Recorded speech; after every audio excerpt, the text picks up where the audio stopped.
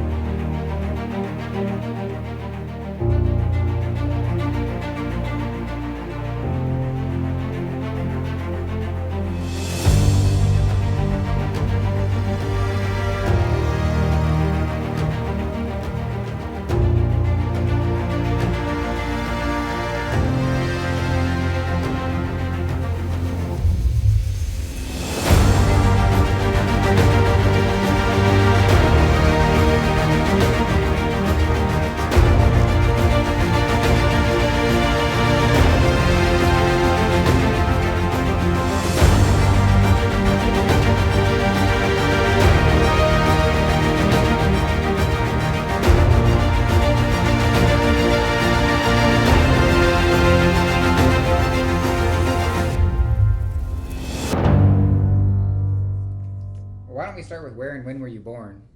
I was born October 16th, 1924, in a little town of Bell Valley, Ohio, which is down close to Marietta.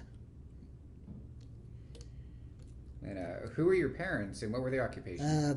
My dad was Charles Stickrath. My mother was Mary Cuba Pickenpaw. What were their occupations? My daddy was an undertaker. My mother was just a housewife, homemaker. Let's put it that way. And, did you have any siblings? She had two children. I had a sister that was 4 years older than me, and me. Just one boy and one girl. Did you have any family members serve in the military other than yourself? One cousin served in the military, and he was about 4 years older than me. What branch did he join? He was drafted, I think, the same as me, and he was in the 24th Cavalry Reconnaissance. He served in the Pacific. I know, that's all I know about him. That's what I did. I was a Cav Scout in the Army. Pardon? So I was a Cav Scout in the Army. So reconnaissance was what I did. At least that's what he said, 24th Cavalry Reconnaissance. I don't know what it was. But I know he's in the Pacific. Okay. Well then, what were you doing before you joined the military? Or entered the military? Actually, I worked in a grocery store for Kroger Grocery Company, making 25 cents an hour. As just as a clerk. And that was such a short time because I turned 18 in October. The following March, I was in the Army.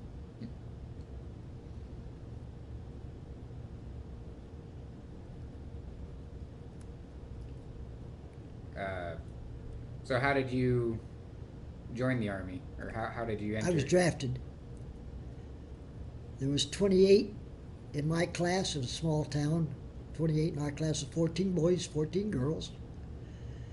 And almost 14 of us went up for induction at the same time to be taking our exams. And from there, we went all different directions. How did you feel when you got that draft letter? When I got draft notice, I wanted it. I was ready to go. When they bombed Pearl Harbor, that was it. That was their big mistake. You don't bomb my homeland. You don't bomb my flag. You don't bomb my national anthem. I don't care who you are. If they don't like that, they get the hell out. That's the way I feel. How did your family feel when you got your draft notice? Well, we all expected it. So my mother, she took it pretty hard, but because my sister lived in California, and she took it pretty hard because Now there was nobody at home, but she stared. She got through it okay. So when you got the draft letter, did it say that you were going into the Army then? Pardon? So when you got your draft letter, did it say that you were going into the Army, or did you pick? No, it just said that I was just drafted, and I was going to get a train out of Urbana, Ohio, on such and such a date, and it ended up at Fort Thomas, Kentucky, at a little kind of an induction center, where we got our uniforms and we got our shots, and all that. I didn't know anything of where we was going or anything else until, in fact, I didn't know where we were going until we pulled into St. Petersburg, Florida. Oh. All we knew was we was going south. So when you got to Florida, was that your basic training, or what was that? See, what? When you got to Florida, what were you doing, or why'd you go to Florida? That was basic training. Okay. Basic training in St. Petersburg, Florida, which was 6 weeks. And from there, I went to Denver, Colorado. I took heavy bombardment, which is loading bombs and how to load bombs and stuff like that. Then I went to the other airfield, Tyndall Field, went to the other. There's 2 airfields in Denver. I went to the other one, and I learned how to tear a machine gun down and work on machine guns and parts like that. You want me to keep going? Sure. After that, I went back to Panama City, Florida. I went through aerial gunnery school. And I graduated they got 2 stripes as a sergeant. But they stuck me as an instructor to be an instructor. I didn't know what an instructor was going to be, but that was it. And then I was sent to Fort Myers, Florida, to instructor school. And I went down there and finished that. Then I went back to Panama City. And that's when I taught the Sperry Ball turret, and that's when I was on a permanent position. Okay. So were you then in the Army Air Corps then at that time? Yes, that was all Army Air Corps. Okay. And then, so did you choose to work on airplanes then, or was that something that the military kind of chose for you? No, I didn't know nothing about working on them or anything else until I got back up there and found out that I was going to be a teacher of a ball turret. And I taught the class everything about the ball turret. And the first class I took, I says, you know just as much about that ball turret as I do, but we're all going to learn together. And out of all my time I was at Panama City, Florida, I never had one kid wash out on my account. They all graduated. And as far as taking the test for the Sperry Ball turret, Oh. which I feel pretty proud of. So how long were you an instructor then? I was an instructor until, I don't know the exact date, but it would be in 44. I got irritated at an officer, and I volunteered for overseas. And then that's when I got to go overseas.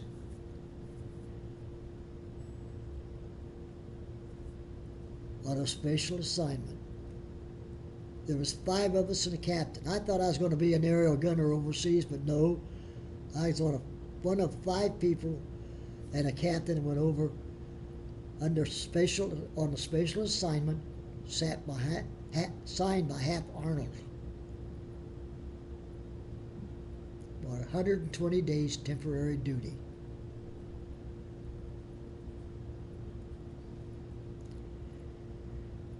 I didn't catch up with the 13th Air Force for about, that would be 6 months, 4 months. Yeah, well, over 2 months. We went over on a ship which had 3,000 Army personnel on it. We landed at New Caledonia.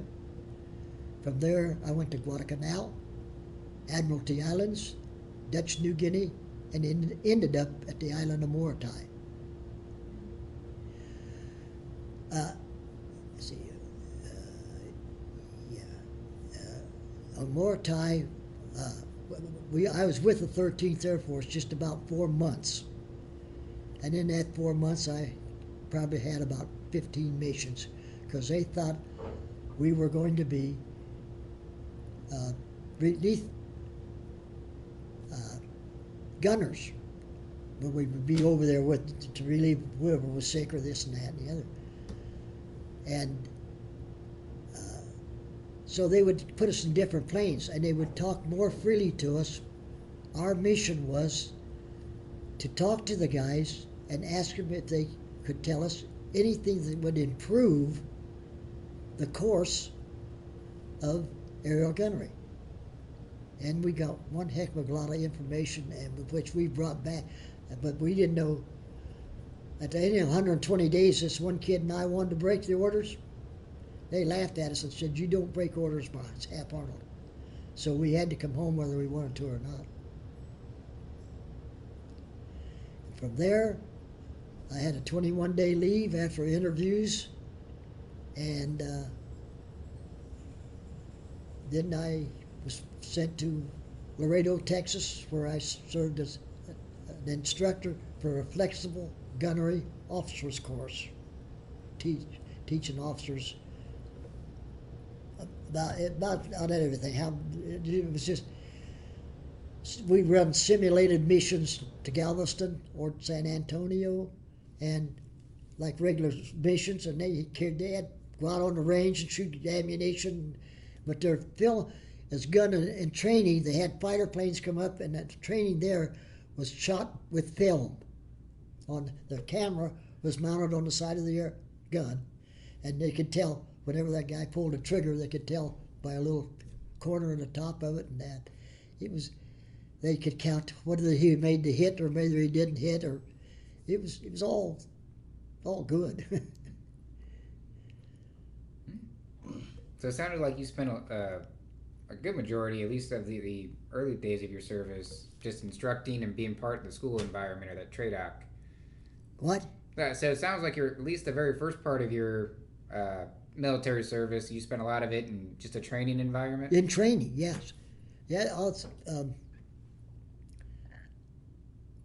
I'd say the first,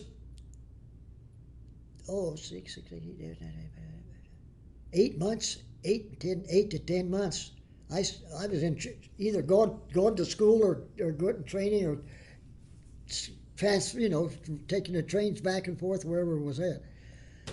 And transportation from one school to the other. But most of it was spent right here in Florida, except when I went a little bit. I went to Denver. Was there any schools that you enjoyed over another? Like you said that you had done a bomb loading school. Loading the bombs and the different kinds of bombs, with like the incendiary and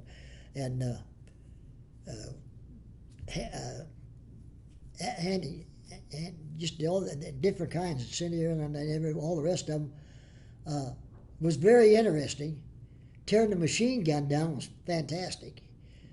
But I think out of all of them, the teaching, the gunnery school was fabulous. And as far as teaching, I was scared the first day I got out there and got up in front of everybody. But after a couple of days, you're just like any teacher is, I guess. You get used to it, and then you can talk to them. And I still get in front of classes in Jacksonville, Florida, and talk to students about my times in World War II. Oh, that's awesome. That's something. So before you volunteered for the overseas assignment, when you were teaching the aerial gunnery school, you were teaching those to enlisted men, correct?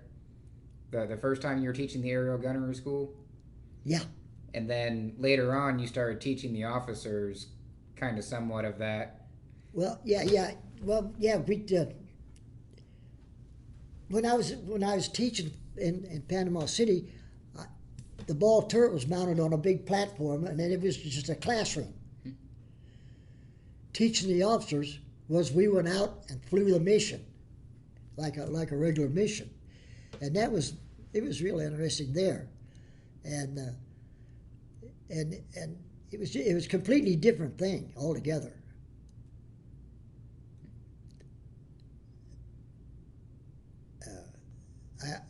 As far as I can say, I had a lot of fun in the service. I was always a happy-go-lucky little kid, and still am. Ask anybody down there; they'll tell you I'm crazy. But I enjoy life. I just collected my 50th state. I've got all 50 of them.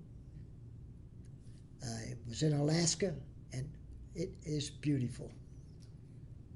And that was my last state.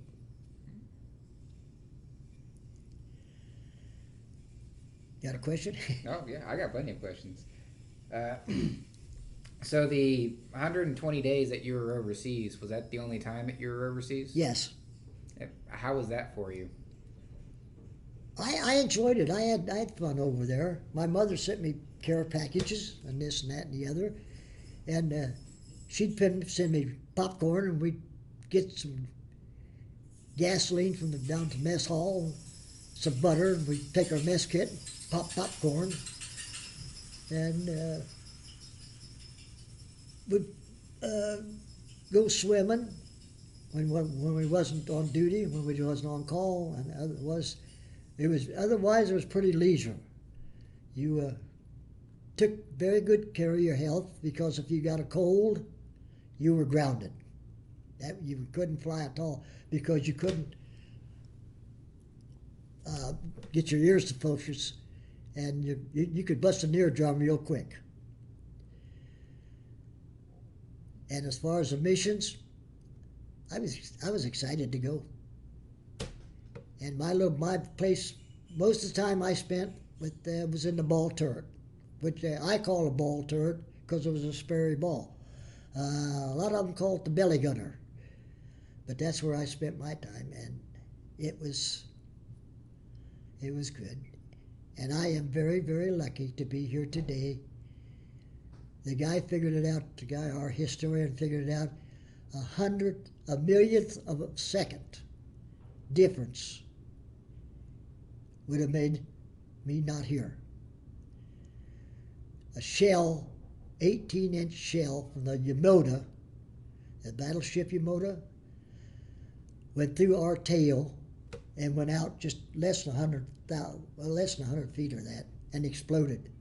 And if that part of a second, if it exploded in the tail, I would probably be in the bottom of the Sulu Sea.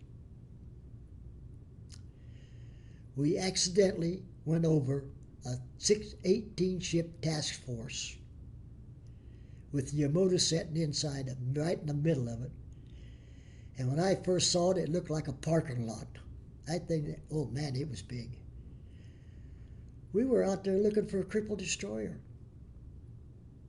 When I came over the horizon, I saw a whole bunch of little wakes, and I knew them little wakes there wasn't no single ship.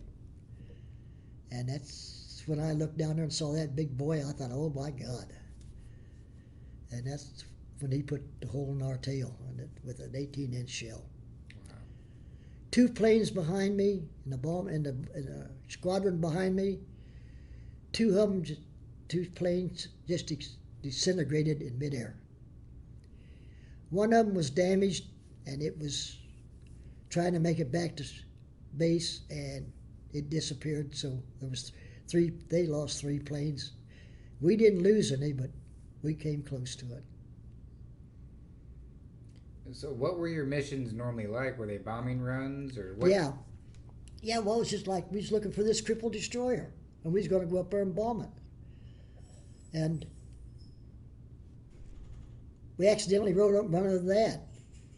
And the admiral of the Yamota kept a diary, and he wrote a book. And I'm fortunate enough that I was given one of the copies of the book. And he looked up and saw us, and he said, oh my God, not the 13th Air Force again? Who ever heard, they're idiots, they're dumbbells. Who ever heard of sending bombers after a task force? You never did.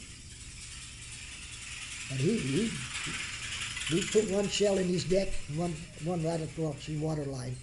And they had to pump thousands of gallons of water in the other side of the ship to stabilize it, to lift that side out of the water, to get above the water line so that it wouldn't sink. Or they'd have sunk her right there in Sulu Sea. Which we got him, but he kind of scared the heck out of us too. Oh, I bet. So, what kind of plane were you flying in during these missions? The B-24. I was in the ball turret. That's where I could see everything. That's why he looked, Lord, that thing looked, oh man, it was big. One of our other missions was we carried 2,800 gallons of gas when we took off. That's which is a flying bomb right there. We had two bomb, the front bomb bays full of gas. We took off at 1 o'clock in the morning. We got back 6 o'clock at night. We was in the air for 17 hours. Wow. We flew from Mauritania to Balikpapan, Borneo, which was a great big gasoline refinery there. MacArthur said they had 15 missions to knock it out. We knocked her out in 10. We completely destroyed it. It was one of their main gasoline refineries, and we're the main supplies of gasoline and oil on that. So we took care of it. Were there anything that happened during this time, this 120 days that you were overseas, that kind of sticks out in your mind or is memorable, or any of the missions outside of being attacked by the... Besides these two? Yep. Those are very memorable. Oh, yeah. There was one other one, when somebody loaded the bombs, they loaded them in wrong.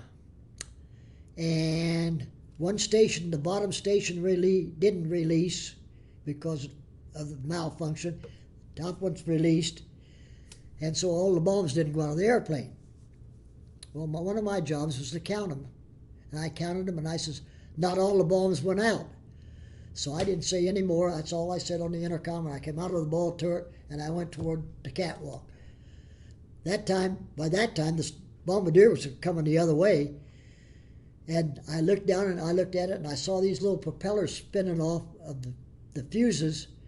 And if that thing spun off of the nose fuse, he was live as heck. And I had my arms laying across to stop him from spinning off. And I said, get rid of this bomb and get rid of it.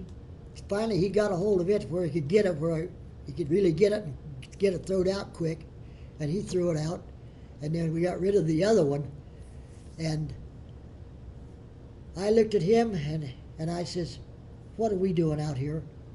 We had no parachute, nothing, but two bomb bay doors open and 1,000 feet of air. That scared me. And I said, thank God he's with us.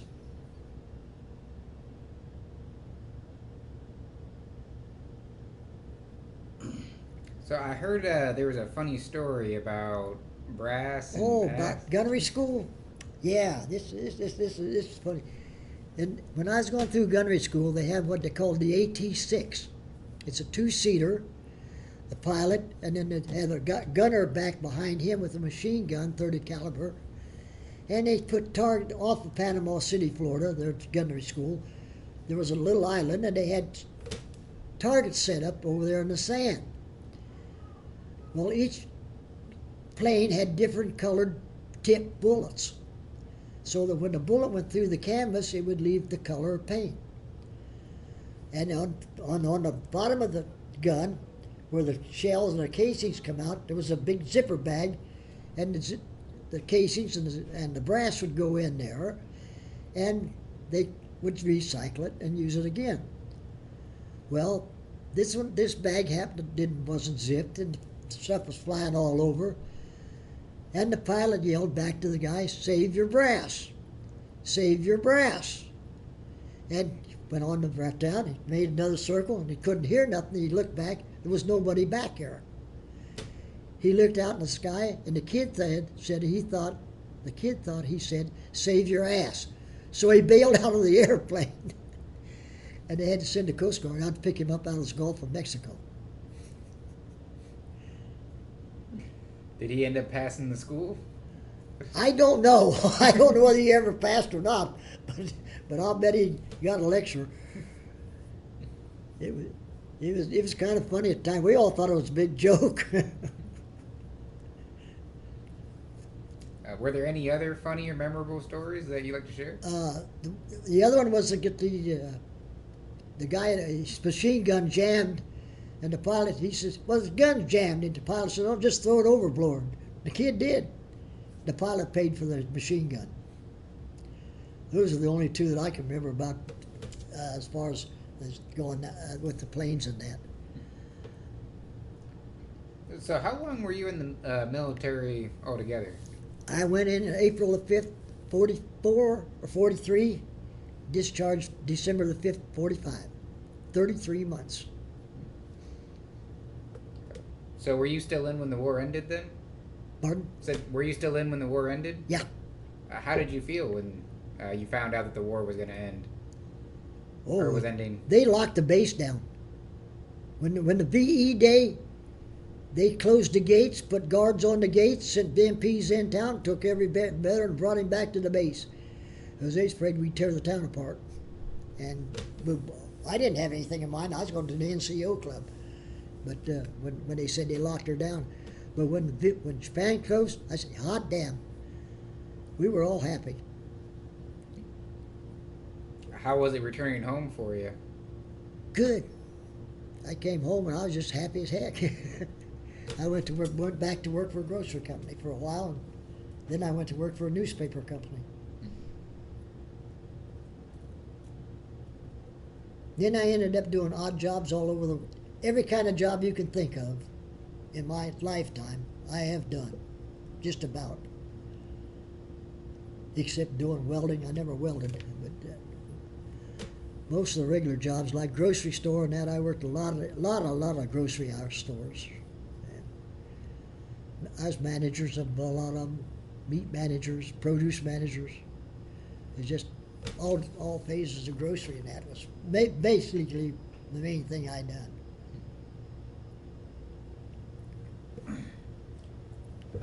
So were there any life lessons that you kind of learned when you were in the military, or that the military taught you? Any what? Any life lessons? Threatened when I was in the military? No. No, see, when World War II broke out, Japan thought they were going to demoralize the United States. You know, hey, boy, they got two fronts. It worked just the opposite. I have never seen a country come together more than that one. I mean, you'd walk down the street in your uniform when I was home one of them days, temporary, delaying routes. People was shaking hands with me and grabbing me and everything. I mean, it was all love and everything then. There was no bad talk or nothing. It was just altogether a different war, different series. Well, I don't have too many more questions left for you. Pardon? So I don't have too many more questions left for you. Is there anything you feel like we should have that hasn't been added or should be added to this interview? I was thinking of something and then it slipped my mind. Like I say, I went in. If I had my secretary here, my daughter, when I go to a school, I go to this one school. I talk to 3 classes one day, 2 the next. That was a year ago. This last year I was back here again, 3 classes, hour and a half long, and the kids, it's all about World War II. But I can only tell them about my part of World War II and some of the basics of other things about it. But I will go to any high school. I have a briefcase that is completely full of stuff, where maps of pictures of where we bombed, where you see the bombs cutters and everything. and all kind of different stuff that I have in that briefcase. It's heavy. I can't even lift it. And we go anywhere. Paladin said have gun will travel. Dale says have briefcase will travel. I can go to schools, go anywhere, talk to people. I want to keep, especially the 307th Bomb Group and World War II, in people's minds, because so many of these people, it's over their heads right now. You go to the grocery store, there's very few people who thank you for your service. Most of the people who thank me are people from Vietnam. And they were treated lousy. And I feel for those guys, I really do. I mean, it was a shameful way they got treated. But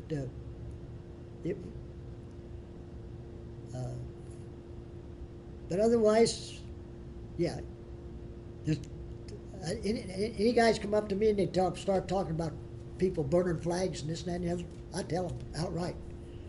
I would love to talk to that person stepping on the flag or flag and just tell him that there's two things you don't mess with: my flag and my country, and the national anthem. And if you don't like it, the road goes right down and get on a plane and leave. Because there's no place other than this in the United States that they can get more freedom and do what they want and go where they want and do this and that than it does here. The other countries wouldn't put up with it. They don't. They shoot them over there. And I don't know, they just don't appreciate it. And I don't know whether they lost their patriotism or what. But that's my opinion. I get wound up with God sometimes. But when I went overseas, we went over on a troop ship. We left San Francisco. And of course, when you cross the equator on on any vessel, surface vessel, they have what they call initiation. Before you go across the equator, you are a polywog. When you cross the equator and you take the initiation, then you're a shellback.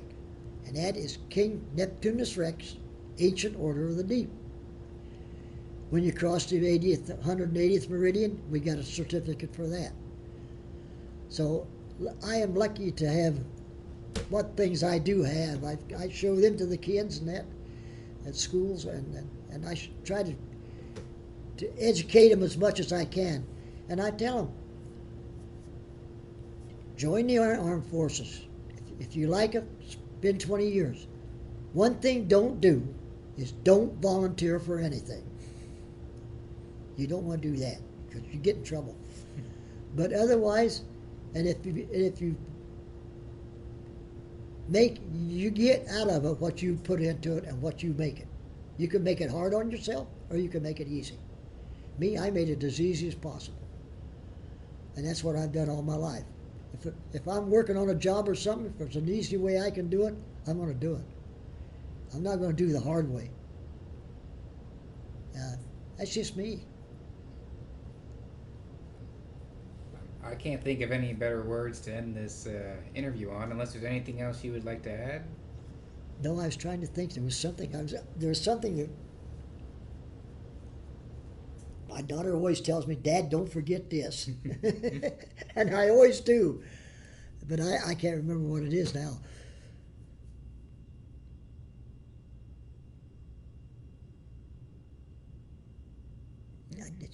It was something. It was just some little thing, but it was pretty neat. But yeah, that's just the way I am. You go down there, and when I walked in the other day, and they said, "Okay, we could try the reunion. Dale's here." I'm crazy. I'll admit it. No, I'm at the age of I'm 94. Be 95 next month or in October, and I'm having a good time now. I'm glad. I work out in the yard every day. That I can work out, I pace myself. I out there. I work for a little while, and I go in. I sit down and rest a while, and go back out and work a while. And we live in Florida, and I can see Georgia right across the river, and I love it. And I have my daughter and my son-in-law take very good care of me. And the VA, I will give the VA, Veterans Administration, highly credit that they have taken care of me daggone good in every phase. In some of my phases I didn't even expect. I'm glad to hear that. Yeah, I know that they complain about them, but I had to sit in the office. I sit there the other day for a while. I said, "Well, gee, it's kind of taking kind of long." But and Debbie, my daughter, says, "Dad," I said, "Yeah, I know." It's just, but they take real good care of me. They bought me the scooter, and they've got different stuff that they get. They come out to my house and they evaluate the house and that, and they say, "Okay, you're going to get this, you're going to get this, you're going to get that." When we get back, they're going to put a chair lift up the stairs, so that I don't have to climb the stairs, which is getting bad. It's getting hard for me to do, and different things like that. But I love it. I love my country. You can tell you that. Well, unless there's anything else you'd like to add, this concludes our interview. Pardon? So this concludes our interview. And I'd just like to say thank you for taking the time to do this interview, and thank you for your service. Well, thank you for the interview. I have interviewed some other one earlier on. Was up at Santa Fe, New Mexico, with some organization. I used to have a girl that worked with me in Cracker Barrel. Her daughter was in high school, and she wanted to come to my house, and she made a disc for them. I made a disc with her. I made 2 or 3 discs with other people, and that's why I say I'd talk to anybody. All they have to do is just, hey. I am very fortunate, or I feel very fortunate to have heard your story. And there was somebody called us the other day from someplace that was connected with some history or something up in the Pentagon or something, or that, in Washington, and we sat and talked for 2 hours on the phone. And he said, "You tired?" And I said, "No, you want to talk?" And so we sat and talked for over 2 hours. And I told him we was going to be in Dayton this week, and I said, "I hope you can come out to Dayton. I'd love to meet you in person." And he said, well, he'd like to meet me in person. So I don't know. But thank you for taking your time and trouble to come out and interview us guys. Oh, no trouble at all. So that they can get all this stuff, because we're going to lose it if it's not recorded. I agree. And there's so many of them just, you ask, go down and, hey, have you got a history of your story or got it wrote down? No. And you say, hey, do it. Tell parents for the kids. Start with your kids now and record stuff so it'll live. Well, again, thank you for everything it is that you've done. Well, thank you.